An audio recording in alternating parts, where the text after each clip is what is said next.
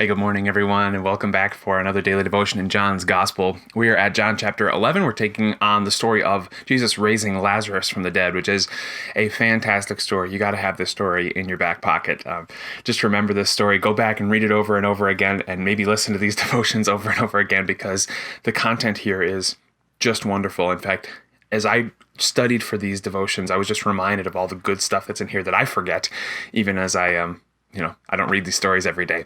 So we're continuing from verse 17 of John 11. If you want to follow along, the text is in the description of the video or in the description of the podcast. On his arrival, Jesus found that Lazarus had already been in the tomb for 4 days. Now Bethany was less than 2 miles from Jerusalem, and many Jews had come to Martha and Mary to comfort them in the loss of their brother. When Martha heard that Jesus was coming, she went out to meet him, but Mary stayed at home. "Lord," Martha said to Jesus, "if you had been here, my brother would not have died. But I know that even now God will give you whatever you ask." Jesus said to her, "Your brother will rise again." Martha answered, "I know he will rise again in the resurrection at the last day." Jesus said to her, "I am the resurrection and the life. The one who believes in me will live, even though they die. And whoever lives by believing in me will never die. Do you believe this?" "Yes, Lord," she replied, "I believe that you are the Messiah, the Son of God, who is to come into the world." This is the gospel of the Lord. So the text gives us a little bit of context before we get into the actual conversation between Jesus and Martha in today's text. It says that on his arrival, Jesus found that Lazarus had already been in the tomb for 4 days. And why 4 days? Well, it seems that from the rabbinical writings at the time, the Jews had this sense that there was a time period after death where the soul sort of lingered around the body. And some say it was about 3 days. And so it seems that Jesus is kind of planting his foot in the ground and saying, there is no way that even the common consensus, maybe wisdom or mythology about the soul and the body, is going to stand in my way from showing you God's power. There's no way that anyone's going to be able to say, well, we know that the soul kind of lingers around the body and he used some dark magic or the power of the demons to raise this person back to life.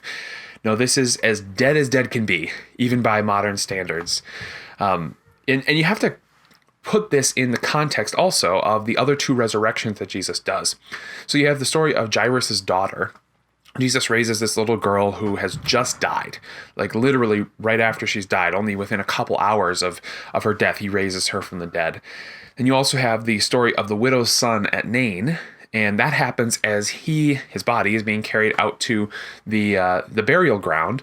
So he's been dead for probably a day, and he's just about to be buried. And then you have Lazarus, who's in the grave already for 4 days. So you have these kind of levels of resurrection, right? Jesus is able to raise no matter how dead you are, whether you're just dead, a little dead, or mostly dead, or all the way dead. Sorry to borrow a Princess Bride reference there. He's mostly dead. So Jesus shows his amazing power here by raising Lazarus. And the second verse of the context here, verse 18, says that Bethany was less than 2 miles from Jerusalem, which is also a powerful reminder of what Jesus is doing through this episode. Remember last time we talked about how Jesus allows death into our lives, whether it's physical death or it's just a little death of, we lose a little bit of our reputation, or we lose some wealth, or we lose happiness or whatever, so that he can show his glory. He allows these deaths into our lives, and he was only 2 miles away from it. And even in a walking culture, that is a short distance, right? Obviously people who are walking, they're not going to go hundreds of miles like we can in a car, but 2 miles, my goodness, he could have been there that day. He could have been there within an hour, and yet he doesn't. He stays 4 days that far away from Lazarus. Let's see what the conversation then says. So Martha hears that Jesus is coming, and then she says to him, verse 21, "Lord, if you had been here, my brother would not have died, but I know that even now God will give you whatever you ask." So this is an interesting answer that Martha gives, or question that Martha asks, I suppose. Veiled question, if you will. Because Martha as a character is not easily pinned down. We like to think as human beings that things are basically black and white. They're binary. They're 1 or 2. They're good or bad. They're happy or sad. But the human being is so complex that we can't do that to the human being. And you know this. There have been times in your life where you maybe have looked sad, but you're really happy on the inside, or you've looked happy, but you're sad on the inside. Or maybe there's a combination of 2, both in your facial expression and your inner feelings. Or maybe you look at some of the things that are going on in the world right now, and you can see that Like there is evil that is happening, but also as the evil happens, there are like good motives behind some of the evil that's happening. And you're like, well, is that good or is that evil? And the point is the human being is super complex. And Martha is also super complex here in her faith. You'll notice that throughout the text, she says all the right things, right? Even these words that she says here, if you had been here, my brother would not have died. Like probably, yeah. Jesus probably would have raised Lazarus from the dead. Even now, I know that God will give you whatever you ask. True. Jesus would give her whatever God would give Jesus whatever he asked. And then her confession in verse 27, I believe that you are the Messiah, the Son of God, who is to come into the world. True, right? Like that's all good words. But it's very obvious from her interaction with Jesus that, well, she's not totally there. She doesn't completely trust it. When the rubber hits the road, when push comes to shove, she's not all in. And that doesn't mean that she's not a Christian. But it does mean that she hasn't internalized, hasn't completely come to trust, is struggling with the things that she knows to be true. As a Christian, isn't that what we're struggling with constantly? Like maybe you know all the right words. You got all the right doctrines. You're at church every Sunday. You're praying regularly. But man, when it gets real, then what? When it gets real, do you trust those things that you know? Trust those things that you said you believe? Or is it a struggle? Can you eke out the right words, but in your heart be feeling something completely different? Yeah, that's us. That's me, for sure. I know the doctrines. I'm literally paid to know the doctrines. But I struggle with those things. I struggle to believe that God's going to do what he says he's going to do. And the amazing thing from all this, and the grace behind it, is that even though Martha has the right words, but her faith isn't polished, it isn't finished, it isn't perfect, Jesus still raises Lazarus from the dead. Like, think about that, Christian. Even though many people could say you're a hypocrite, you have all the right words, you have all the right doctrines, but when you live your life, it doesn't look like you believe all that stuff. Or maybe it sometimes doesn't look like you believe all that stuff. There's still a resurrection for you. Jesus is still gracious to you. He doesn't wait for your faith to be right. He does it already and then calls you to believe it. Now, what Mary says to him is really powerful because it shows her heart, her emotions, right? On the one hand, we can say, well, look, Martha didn't really totally trust. She was doubting. That's true. But on the other hand, I think we can see something here for the way that we talk to Jesus. I've been listening to a lot of things about prayer lately as we've been doing our prayer sermon series. And one of the things that I've noticed is when you really study biblical prayer, not the prayer that the world teaches us about, or even some pastors teach us, but like the way that Christians prayed in the Bible, especially the Psalms, you learn that the way that we pray is kind of docile. It's kind of cleaned up. It's kind of pious. Even as I think about some of the prayers that are written in my altar book, you know, this big old thing that gives me all the prayers that our church body has put together and that have been pulled from church history for the last couple thousand years. They're all really nice. They're already cleaned up and they're clean to normal North American culture, and nothing about it is really offensive. But when you look at biblical prayer, it can be really offensive. There's a place in the Psalms where one of the prayers says to God, essentially, God, are you not listening because you're drunk? Like, when's the last time you called out God for being drunk? Like, God's obviously not drunk, but have you ever felt that emotion?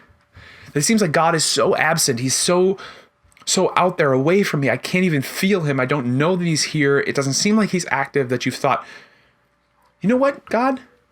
It seems like you're drunk. Like, we don't pray like that.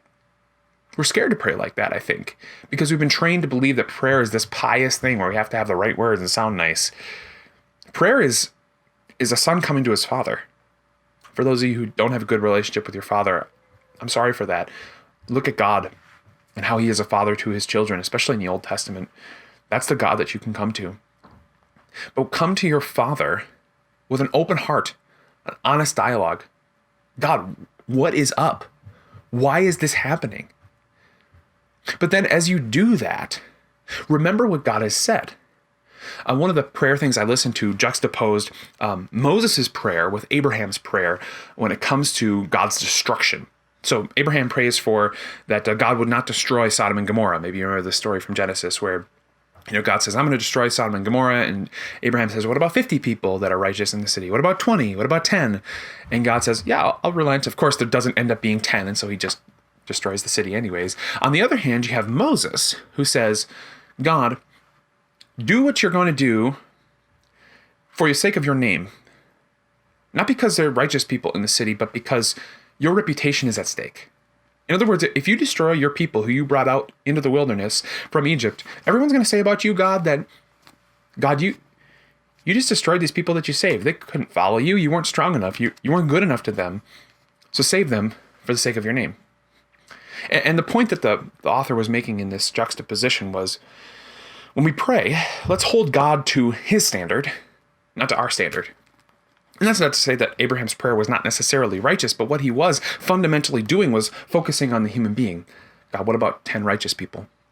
Where Moses is saying, God, look at who you are and what you've said you do. That's what I want to hold you to. So when you come to God in prayer, God, you said this. God, I don't get it, but you said it. God, I don't like what's happening right now, and it seems like it goes contrary to what you said. Can you wrestle with God like that? I think Martha is. Right? She knows what Jesus has said about him and the Father being one, and that the Father listens to him and he does what the Father says. She's seen the miracles.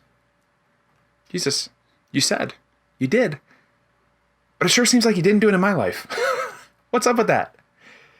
You can almost see the maybe sarcastic tone that she's got here. Like, Jesus, if you would have been here. I don't know. It's reading a little bit of vocal inflection into the text, but man, is that not an application for us in our prayers? That we would just come to God and be honest, but then we would also hold him to what he said. Not to what we want, not to what the world sees as what we should ask God for, but what God says. Jesus' answer to her, verse 23, your brother will rise again. Now, he obviously is talking about, I'm going to literally do this in a couple minutes here. But what she hears is the resurrection at the end of time. So she says, verse 24, I know he will rise again in the resurrection at the last day. That, by the way, is what the church still believes, of course, that at the end of the time, all people, good and evil, believer and unbeliever, are going to be raised from death. And those who were not believers are going to be sent to the eternal fire, or the lake of fire, as Revelation calls it, the eternal damnation. And those who are believers will be reunited with their soul and body, and they will be taken to a new heavens and new earth. And one thing to notice, first of all, is that the Old Testament Christians believed this. Sometimes people will say the resurrection didn't come into Christian teaching until later. Very obvious that Martha believes this, right? And she's an Old Testament Christian. But also, again, you hear, these are the right words, right? Like, I believe he's going to come back to life. But honestly, that's not comforting for me right now. You know, maybe you can even hear in her voice a little bit of sadness. Yeah, I know. I know he'll come back to life on the last day. But then Jesus grabs her maybe by the shoulder, you can think, or maybe even just lifts her chin, and her crying eyes are looking at him, and he says, I am. I'm not just here to tell you about something that's coming. I'm here to do it right now. I am the resurrection and the life. And I'm not just the resurrection and the life for Lazarus. I am the resurrection and the life for all people. I am here not just to promise you that at the end of time, I'm going to bring your body back to life, but I am here to promise you that your new life starts right now. I say this a lot because I want you to remember it. I want you to make it somewhat of an inner monologue for yourself. You are immortal right now. Because Jesus has raised you back to life through your baptism, you were buried with him in baptism into death, so that just as he was raised, you too may live a new life. Your new life, your resurrected life starts right now. And you are immortal until God says you are not. And that's a wonderful comfort, brothers and sisters. Man, to think that you can go through your life right now, and the only person who can kill you, the only person who can touch you is God. How do you feel about that? You afraid that somebody's going to make fun of you if you share your faith with them? You afraid that someone's going to hurt you if you stand up for what you believe? You afraid that your family's going to disown you if you hold fast to what you believe to be true? Come on. No one can touch you but God. And God has said, I will let you live as long as I need you to live, and then I will let you continue to live with me in heaven once you've accomplished your purpose here on earth. My dad always said to me, the only reason you're still alive today is because God still has something to do with you here. The only things you can do on earth that you can't do in heaven are sin and share the gospel. What do you think God is leaving you here to do? Why do you think he's keeping you alive?